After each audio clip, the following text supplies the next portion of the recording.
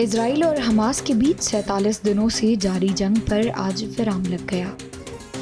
शुक्रवार यानी आज इजराइल और हमास के बीच संघर्ष विराम की शुरुआत सुबह 7 बजे हो गई। इस युद्ध विराम को लेकर कतर ने मध्यस्थता की।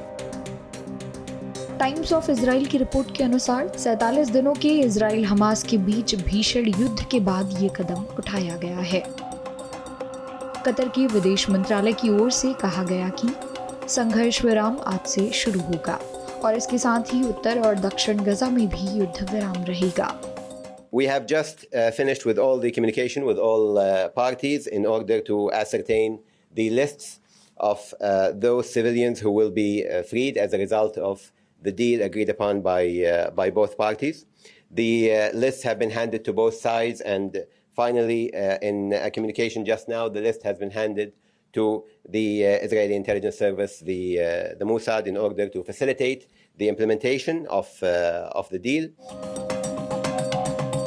इसके साथ ही बुजुर्ग महिलाओं सहित पहले बंधकों को शाम 4 बजे रिहा कर दिया जाएगा। मंत्रालय के प्रवक्ता डॉक्टर अल अंसारी ने यह भी कहा कि युद्ध विराम शुरू होते ही गजा में मानवीय सहायता शुरू हो जाएगी। युद्ध विराम आज से 4 दिनों तक चलेगा, जिसमें 50 बंधकों को रिहा किया जाएगा। The beginning of the pause will be 7 a.m. Friday, the 24th of November, and it will last, of course, as agreed, for 4 days. And the first batch of civilians to be released from Gaza will be around 4 p.m. of the same day. They will be 13 in number, all women and children, and those hostages who are from the same families will be put together within the same patch. Obviously, every day will include a number of civilians, as agreed, to total 50 within the 4 days. हालांकि दोनों पक्षों ने यह भी संकेत दिया है कि यह संघर्ष विराम अस्थायी होगा, जो बाद में फिर से शुरू हो जाएगा। दोहा में अमेरिका और मिस्र के साथ खाड़ी देश कतर की मध्यस्थता में हुई बातचीत के बाद इस समझौते पर सहमति बनी।